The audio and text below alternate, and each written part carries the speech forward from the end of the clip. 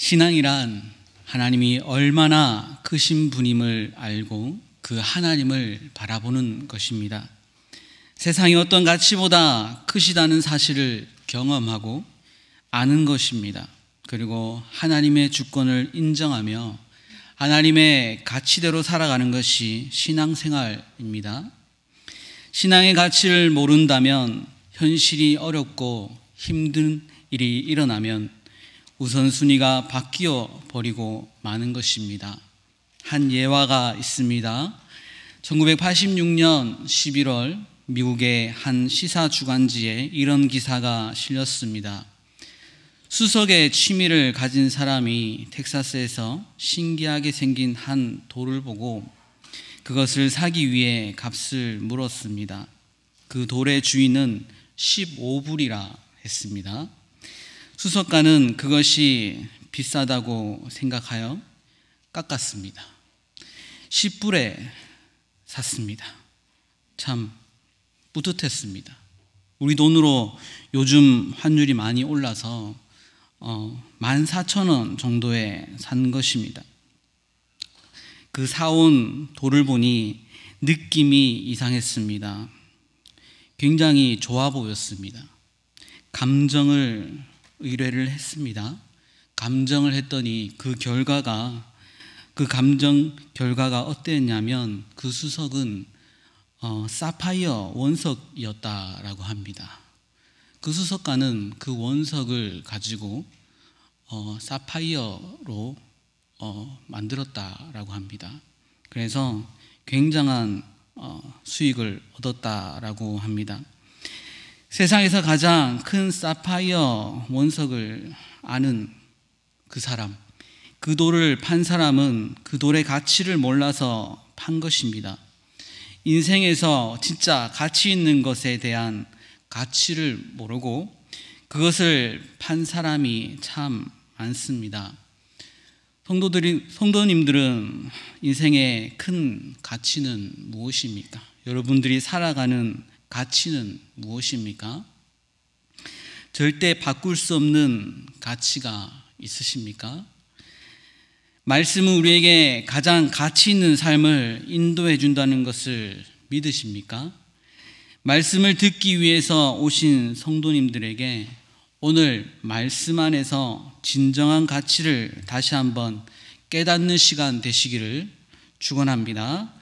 오늘 말씀의 19절 말씀입니다. 아브라함의 아들 이삭의 족보는 이러하니라. 아브라함이 이삭을 낳았고 그렇게 시작했습니다. 그리고 에서와 야곱이 출생하는 이야기로 이어집니다. 그들은 쌍둥이로 태어났지만 에서가 먼저 나와서 장자가 되었고 그 뒤로 야곱이 나왔습니다. 야곱이 그 발 뒤꿈치를 잡고 뒤에 나왔기에 야곱은 차남이 되었습니다. 한날 함께 나왔지만 그 잠깐 사이에 차남이 되었다라는 것입니다. 야곱은 에서에게 있는 장자의 명분에 대해서 관심이 있었습니다. 왜 그렇게 그것에 집착했을까요?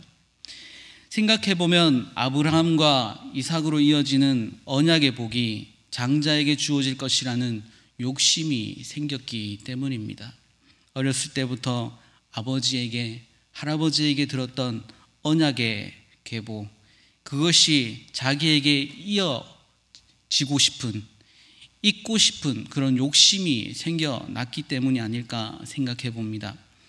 결국 아브라함과 이삭으로 이어지는 언약의 축복이 야곱에게로 주어지게 됩니다. 야곱은 그 언약의 장자권의 진정한 가치에 대해서는 알지는 못했을 것입니다. 그 당시는 알지 못했을 것입니다. 하나님께서는 야곱을 택하여 주시고 영원한 장자의 복을 야곱으로부터 흐르게 하셨습니다. 그렇습니다. 먼저 난 자나 나중에 난 자가 중요한 것이 아니라 하나님은 하나님으로부터 오는 하늘의 복을 사모하는 자에게 주고자 하신다는 것입니다. 성도는 하나님의 크심을 아는 사람입니다. 하나님의 상속권을 가진 장자의 명분을 가진 자와 같다는 것입니다. 이 시간 우리에게 주신 하나님의 말씀을 통해서 하나님께서 주신 장자권의 가치를 깨닫고 우리의 인생이 하나님의 언약을 이루어 가시는 가치 있는 인생이라는 것을, 그 사실을 깨닫는 귀한 시간이 되시기를 소망합니다. 에서와 야곱의 출생 이야기를 다시 한번 하려고 합니다. 이삭은 40세에 리브가와 결혼하였습니다. 그런데 그 리브가는 사라와 마찬가지로 오랫동안 자녀를 출산하지 못했습니다. 그러자 이삭이 하나님께 간구했습니다. 창세기 25장 21절 말씀입니다. 읽겠습니다. 이삭이 그의 아내가 임신하지 못함으로 그를 위하여 여호와께 간구하매 여호와께서 그의 간구를 들으셨으므로 그의 아내 리브가가 임신하였더니, 성경의 족장 중에서 자녀를 간구했다는 이야기는, 간구를 했다는 족장은 이삭 한 사람밖에 없었습니다. 아버지 아브라함이 100세에 자신을 낳았기에 어떻습니까? 자신도 아버지를 따라 좀 늦게 자녀를 낳지 않을까? 아버지와 자신을 생각했을 때에 참 힘들었다라는 생각을 했을 것입니다. 나이가 많아 아이를 낳는 것, 그리고 나이 많은 아버지와 함께 있는 것, 참 쉬운 일이 아니겠죠. 아무래도 아버지가 나이가 많으면 서로 힘들기 때문입니다. 그래서 조금이라도 빨리 자녀를 낳아 하나님의 언약의 자손을 이어가기를 바랬을 것입니다. 그렇게 이삭의 기도에도 불구하고 20년의 시간이 지나서야 60세가 돼서야 자녀를 낳게 됩니다. 창세기 25장 26절 하반절에 이렇게 기록되어 있습니다. 리브가가 그들을 낳을 때에 이삭이 60세였더라. 아브라함 가계에 주신 후손에 대한 약속은 더디다라고 생각할 수 있습니다. 그러나 그것은 사람의 생각이죠. 더딘 것이 아니라 하나님은 하나님의 때에 분명히 이루신다는 것입니다. 분명히 이루신다는 것을 보여주는 것입니다. 리브가는 쌍둥이를 임신했습니다. 그런데 쌍둥이가 나오기도 전에 뱃속에서부터 싸우는 것이었습니다. 집안에 아들 둘 있는 집 있죠? 어떻습니까? 집안이 무너질 것 같지 않습니까? 저도 둘째로 태어났는데 형과 3살 차이였습니다. 그럼에도 불구하고 저는 악바리처럼 싸웠습니다. 끊임없이 싸웠습니다. 어머니는 어떻게 했습니까? 어머니는 여성성을 잃어버렸습니다. 똑같이 남자가 되셨죠. 저희들을 어떻게 하면 될까? 그런데 아들들이 아직 태에서 나오지도 않은 상황에서 싸우고 있다라는 것입니다. 얼마나 고민이 되었겠습니까? 창세기 25장 22절에서 23절 말씀입니다. 읽겠습니다. 그 아들들이 그의 태 속에서 서로 싸우는지라 그가 이르되 이럴 경우에는 내가 어찌할꼬 여호와께 묻자온대 여호와께서 그에게 이르시되 두 국민이 내 태중에 있구나. 두 민족이 내 복중에서부터 나누이리라. 이 족속이 저 족속보다 강하겠고 큰 자가 어린 자를 섬기리라 하셨더라. 생명이 태어나는 기쁨이 있기도 전에 뱃속에서부터 싸운다는 것은 근심이 될 수밖에 없었습니다. 리브가는 하나님께 묻습니다. 하나님께서 응답하십니다. 이 형제는 두 국민이 될 것인데 이것은 나누어진다는 것입니다. 그리고 큰 자가 어린 자를 섬길 것이라고 말씀하십니다. 형이 동생을 섬긴다고 하는 것은 결코 좋은 일이 아닙니다. 그러므로 리브가는 쉽게 남편에게 얘기할 수도 없었을 것입니다. 고대나 요즘 시대에서도 장자는 그 역할은 중요했기 때문입니다. 그러나 그것은 하나님의 섭리이고 계획이었기 때문에 하나님의 예정을 믿음으로 바라보고 따라가면 되는 것입니다. 때가 되면 쌍둥이가 태어나게 되었는데 첫 번째 나오는 아이는 털이 많고 피부가 붉었습니다. 그래서 털이 많은 많다는 의미로 에서라고 이름했고, 북은 의미를 가진 에돔으로 부르기도 했습니다. 두 번째 나오는 아이는 앞에서 나온 에서의 발꿈치를 붙잡고 나왔습니다. 그래서 발 뒤꿈치의 의미를 가진 야곱이라고 이름을 붙였습니다. 27절 말씀에 자라면서 형 에서는 사냥을 즐겨 했고 사냥한 짐승을 잡아다가 아버지를 대접했습니다. 그러기에 아버지 이삭은 에서를 참 좋아했습니다. 야곱은 장막에서 조용히 거주하며 어머니를 도왔기 때문에 어머니 리브가가 그를 참 좋아했습니다. 이삭은 에서를, 리브가는 야곱을 사랑했다는 기록은 이 가정에서도 서로 갈라져 있었다라는 것을 알 수가 있습니다. 그리고 갈등이 존재했다는 것도 보여주고 있습니다. 이 말씀에서도 자세히 살피면 우리에게 교훈하고 있다라는 것을 볼 수 있습니다. 성도는 자녀를 바라볼 때 하나님의 심정을 바라보고 하나님의 심정을 구하고 강구 양육해야 된다는 것입니다. 하나님은 조건을 따지지 않으시고 그리고 있는 그대로를 사랑하신다는 것입니다.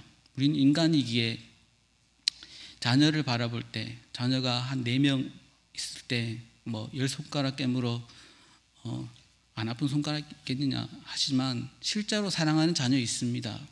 마음속으로 생각하십시오. 사실입니다. 하나님의 가치를 따라 자녀들을 바라보며 양육해야 한다는 것입니다. 하나님의 가치를 따라 자녀들을 바라보지 않으면 우리는 영향 없는 인간적인 모습으로 자녀를 양육할 수밖에 없는 것입니다. 영혼의 가치를 아는 자들로 자녀들을 양육할 수 있기를 축복합니다. 이 시간에도 예배하고 있는 우리 자녀들을 위해서 온전히 기도하시고 하나님의 가치대로 살아낼 수 있도록 우리 자녀들을 위해서 기도하면 좋겠습니다. 창세기 25장 29절 말씀입니다. 읽겠습니다. 야곱이 죽을 쑤었더니 에서가 들에서 돌아와서 심히 피곤하여 야곱에게 이르되 내가 피곤하니 그 붉은 것을 내가 먹게 하라 한지라. 그러므로 에서의 별명은 에돔이더라. 야곱은 죽을 끓이는 일을 하고 있었습니다. 에서가 사냥을 하고 돌아오니 허기가 졌습니다. 에서는 너무나 배가 고파 야곱에게 그 붉은 것을 달라고 했습니다. 그러자 야곱은 에서에게 장자의 명분을 자기에 팔라고 요구했습니다. 창세기 25장 31절에서 33절 말씀입니다. 읽겠습니다. 야곱이 이르되 형의 장자의 명분을 오늘 내게 팔라. 에서가 이르되 내가 죽게 되었으니 이 장자의 명분이 내게 무엇이 유익하리요? 야곱이 이르되 오늘 내게 맹세하라. 에서가 맹세하고 장자의 명분을 야곱에게 판지라. 에서가 자신이 줄여 죽게 되었는데 그까짓 장자의 명분이 무엇이 중요한가 생각하며 장자의 명분을 야곱에게 양도해 주기로 맹세하고 팥죽을 먹었습니다. 배고픔을 참지 못해 팥죽 한 그릇에 장자의 명분을 팔아 넘긴 것입니다. 장자의 명분은 무엇입니까? 큰아들이 갖는 권리를 말합니다. 그 권리는 아버지의 갭을 잇는 것과 재산을 물려받는 것입니다. 그리고 재산권이 있습니다. 제사권이 있습니다. 그런데 이들이 가질 장자의 권리는 단순히 계보를 잇는 것과 재산을 얻는 것에 그치지 않습니다. 조상 때부터 아버지에게로 내려온 하나님의 언약적 축복을 의미합니다. 하나님은 자신의 구원의 뜻을 이루어 자신의 영광을 나타낼 사람을 찾다가 아브라함을 찾아 선택했습니다. 그리고 그에게 하나님의 복의 사람이 될 것이라 약속했습니다. 큰 민족과 내 이름이 창대하게 될 것이고 그리고 복의 근원이 될 것이라 약속했습니다. 그것은 구속사적으로 볼 때 그 후손 가운데 예수 그리스도를 보내주시고 그를 통해 구원받는 백성이 무수히 많아지며 하나님 나라가 확장될 것을 예언한 것이기도 합니다. 갈라디아서 3장 16절 말씀을 보겠습니다. 읽겠습니다.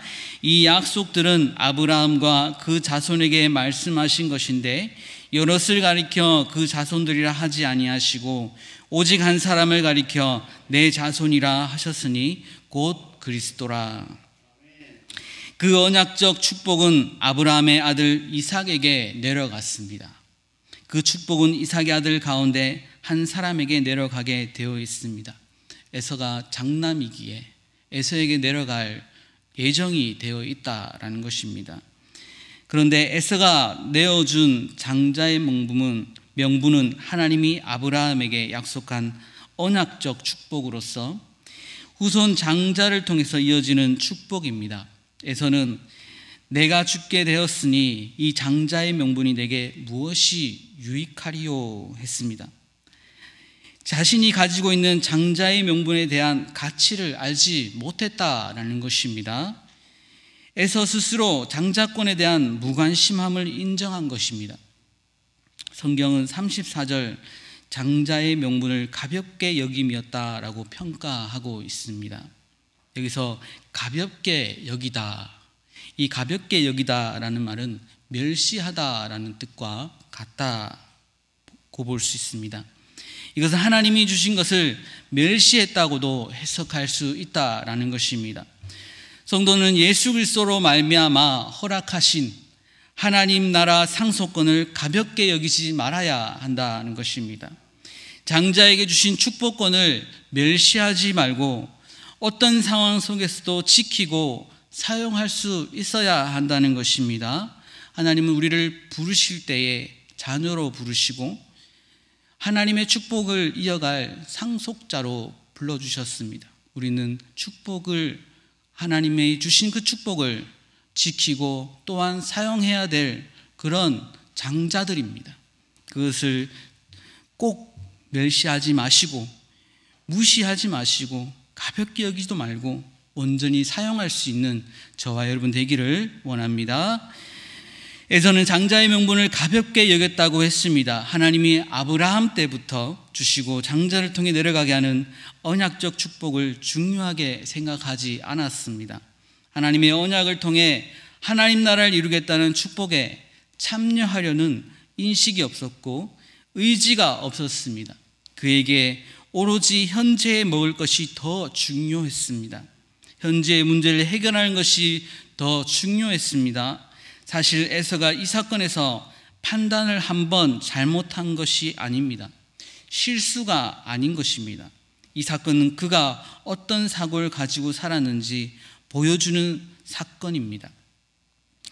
본문에 야곱이 떡과 팥죽을 에서에게 주매 에서가 먹으며 마시고 일어나 갔으니 에서가 장자의 명분을 가볍게 여기었더라 했습니다. 창세기 25장 34절 말씀 한 번 더 띄워주십시오. 25장 34절 말씀. 성경 있으신 분들 한 번 더 읽겠습니다. 야곱이 떡과 팥죽을 에서에게 주매 에서가 먹으며 마시고 일어나 갔으니 에서가 장자의 명분을 가볍게 여김이었더라. 여기서 먹으며 마시고 일어나 갔으니 라는 이 단어를 히브리어로 번역을 해보았습니다. 직역을 하면 그리고 그가 먹었다, 그리고 그가 마셨다, 그리고 그가 일어났다, 그리고 그가 먹었다, 그리고 그가 마셨다, 그리고 그가 일어났다, 그리고 그가 갔다라고 했습니다. 그리고를 사용하여 점층법식으로 표현한 것은 오로지 그 행동에만 몰두하고 있었다라는 것을 표현하기 위함입니다. 그렇습니다. 하나님의 언약적 축복에는 관심이 없었다라는 것입니다. 오로지 먹고 마시는 것에만 관심이 있었다라는 것을 강조하고 있습니다. 이에 대해 히브리서 12장 16절 말씀에 이렇게 이야기하고 있습니다. 읽겠습니다. 음행하는 자와 혹 한 그릇 음식을 위하여 장자의 명분을 판 에서와 같이 망령된 자가 없도록 살피라. 에서를 한 그릇 음식을 위하여 장자의 명분을 판 망령된 자로 평가하고 있습니다. 망령된 자, 이 망령된 자를 헬라어로 베베로스라고 합니다. 망령된 자, 베베로스. 그 뜻은 이방 세계를 가까이 하는 자, 불경건한 자, 세속적인 자라는 의미로 사용한 것입니다. 에서의 세계관은 오로지 물질적이고 육체적이며 세속적인 시각과 그에 따른 행동이었습니다. 결과적으로 하나님의 언약적 축복은 에서에게 주어지지 않고 야곱에게 주어지게 되었습니다. 결과적으로 하나님은 야곱에게 12아들을 주고 그 후손이 하늘의 별같이 많아지게 했으며 그의 후손 가운데 글소가 나게 하시고 그의 후손들을 하나님의 영광을 나타내는 제사장 나라로 삼게 하셨습니다. 그러나 에서는 장자로 태어나 아버지의 사랑을 받았습니다. 그는 장자의 축복이 보장되어 있었던 자였습니다. 그런데 음식을 얻기 위해 하나님이 약속하신 언약적 축복을 버렸습니다. 자신의 현실의 문제에 집중하다가 영원한 가치를 잃어버렸다라는 것입니다. 가변적인 것을 얻기 위해 절대적인 것을 잃었다라는 것입니다. 우리는 언약의 후손들입니다. 예수 그리스도를 믿음으로 우리는 언약의 후손, 언약의 상속자 반열에 올랐다라는 것입니다. 하나님이 선택한 자들입니다. 하나님이 구원한 자들입니다. 하나님의 목적을 가지고 있는 자들입니다. 하나님의 영광을 나타낼 자들입니다. 하나님은 우리를 통해 일하시고 영광 받기를 원하십니다. 때때로 우리에게 에서처럼 떡과 죽이 필요합니다. 물질과 건강, 인간관계, 어떤 부분에서든지 살아가는데 없으면 힘이 들고 어려움을 당합니다. 우리가 살아가는데 필요한 것들에 틀림이 없습니다. 저는 교육전사 처음 시작할 때 찬양 예배 설교를 했었습니다. 처음 설교이기에 참 많이 떨었습니다. 어떤 설교를 할까 생각해 보니 그동안 살아왔던 저의 발자취를 보면서 그 설교가 떠올랐습니다. 야곱이 떠올랐습니다. 야곱이 그 베델로 도망가는 베델에서 하나님을 만나고 외갓집으로 가는 그 모습이 생각이 났습니다. 저의 모습과 좀 비슷하다는 생각이 들었습니다. 야곱이 참 장자의 명분도 얻고 그랬지만 도망자의 신분으로 나아가는 그 모습, 외로움과 공허함으로 싸웠던, 그리고 그러나 하나님이 함께 하셨다라는 것을 그 베델에서 그가 경험했지 않습니까? 그런데 제가 야곱인 줄 알았는데 살다 보니까 에서의 모습이 참 많다는 것을 알았습니다. 한 그릇의 팥죽과 떡 한 조각을 위해서 살고 있는 저의 모습, 그 모습이 떠오릅니다. 이 말씀을 준비하면서 나는 야곱이 아니라 에서의 모습이었구나라는 생각이 들었습니다. 여러분은 어떻습니까? 에서와 같은 삶을 살 때도 있다는 것을 인정할 수밖에 없습니다. 어쩔 수 없는 연약한 존재입니다. 그럼에도 불구하고 그런 것들 때문에 더욱 중요한 영원한 가치, 영적 가치를 잃어서는 안 되는 것입니다. 예수님께서는 이렇게 말씀하십니다. 요한복음 6장 27절 말씀입니다. 읽겠습니다. 썩을 양식을 위하여 일하지 말고 영생하도록 있는 양식을 위하여 하라. 덜 중요한 것 때문에 진짜 중요한 것을 포기해서는 안 되는 것입니다. 말씀 앞에서의 삶을 버려서는 안 되는 것입니다. 신앙생활을 양보해서는 안 되는 것입니다. 말씀 앞에서의 삶을 버려서는 안 되는 것입니다. 성전에서의 나의 사명을 양보해서는 안 되는 것입니다. 성도는 하나님의 축복의 통로입니다.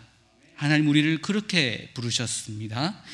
장자의 명분을 받은 상속자입니다. 하나님의 가치를 매일 매순간 주시는 말씀 안에서 확인하시기를 바랍니다. 그리고 그 영원한 가치를 살아내셔서 하나님의 기쁨이 되시기를 주의 이름으로 축원합니다. 기도하시겠습니다.